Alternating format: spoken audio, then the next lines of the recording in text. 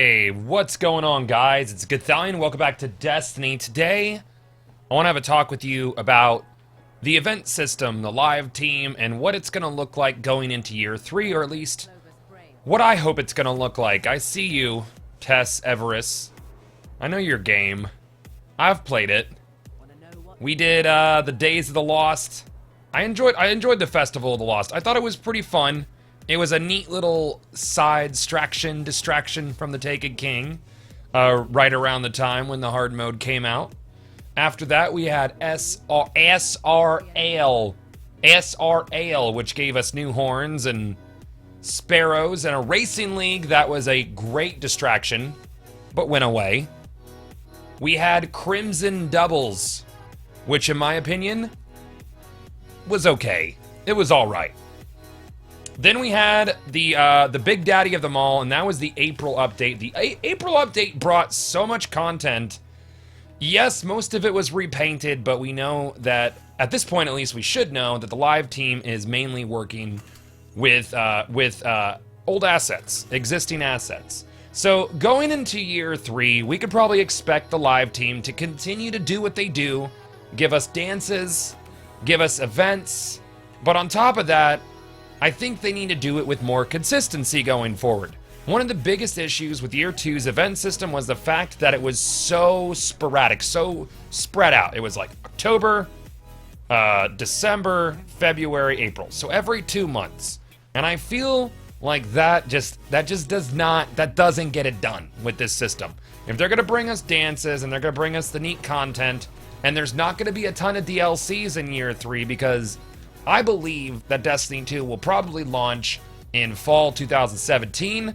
I think Bungie needs to bring out some sort of paid DLC in the spring next year, because I don't think it's going to launch in the spring. I think they're going to take all the time they could get.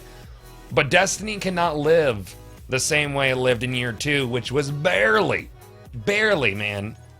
Anyways, so what I think the live team needs to do going into year 3 is take the existing events, Festival of the Lost, Sparrow Racing League, and the Crimson Doubles, improve those in some way, but then also, now that they only have to focus on 2 consoles, the development time and the cost of developing these events will not be as great as they were inside of year 2. At least that's how I see it, and I hope that's how it works.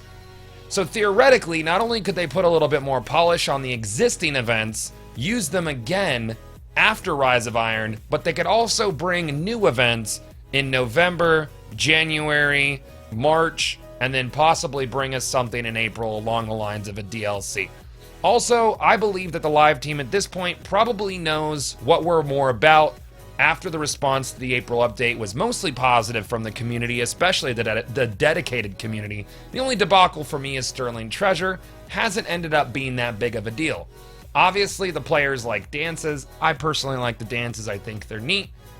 But we also like something that's a little bit longer lasting. What I liked about the Sparrow Racing League was the fact that I got some sparrows, some cool sparrows, but I'm looking for more something along the lines of weapons. I want to see weapons drop in, and I feel like the reason that a lot of new weapons weren't dropped in all these events was because they were working within the memory constraints of old gen.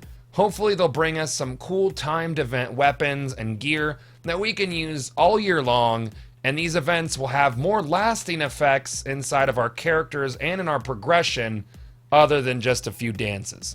So that's my thought, man. Going forward in year 3, I'm really hoping that Bungie and the live team bring us something a little bit more deep, a little bit more investment worthy than what we got last year or this year, year 2.